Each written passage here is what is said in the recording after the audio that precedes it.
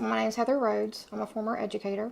I have over 20 years experience in education. I got a phone call wanting to foster boy-girl twins that were left at a hospital.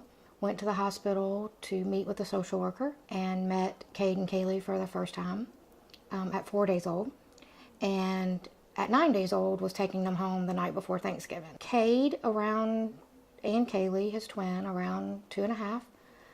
There were obvious milestones that were not being met. With my background in education, I went ahead and got them an evaluation. With Cade, there was obvious language barriers, communication barriers. Cade was given a diagnosis of autism. He also later was diagnosed with central auditory processing disorder and was recently diagnosed with a seizure disorder.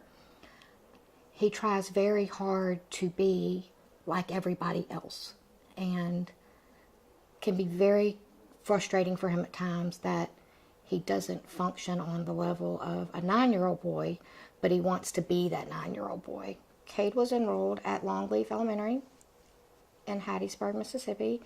I was there for their birthday at the school. I brought them lunch and their birthday snacks. I also had a meeting scheduled with their counselor. Went to lunch with my children, went to the meeting. I got a phone call in that meeting that Cade was having some difficulty transitioning back because he had saw my car.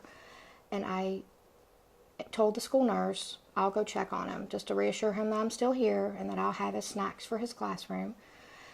Upon going to the classroom, I could hear my child screaming, "Let me out. I want my mama. Please let me out." And I entered the room. The teacher had him forcibly restrained inside this box with her foot on the bottom and her hand on the top where he could not get out on his own.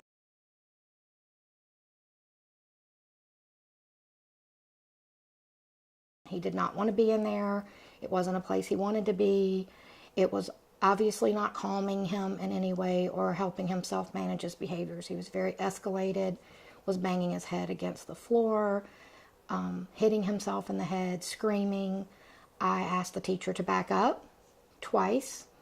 On the second time, I was able to get inside the box with him and try to convince him that everything was okay, that I was right there. This is Mama, I'm here.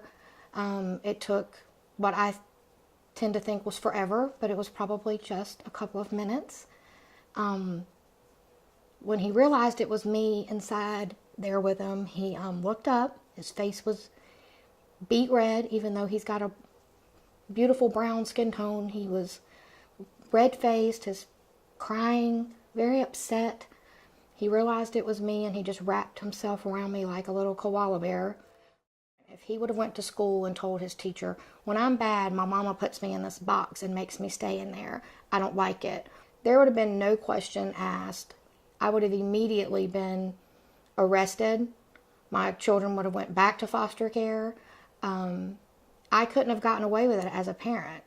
I think there's going to always be an issue in the public school system until there's legislation in place that school districts have protocol, mandates, policies, procedures, something in place that these school districts are held accountable to how you deal with special needs children in escalated behaviors and or in general in the classroom. So he came into this world with his plate full, but he has every opportunity to continue his education with the support systems that he needs to be successful in a regular type classroom setting because he's smart.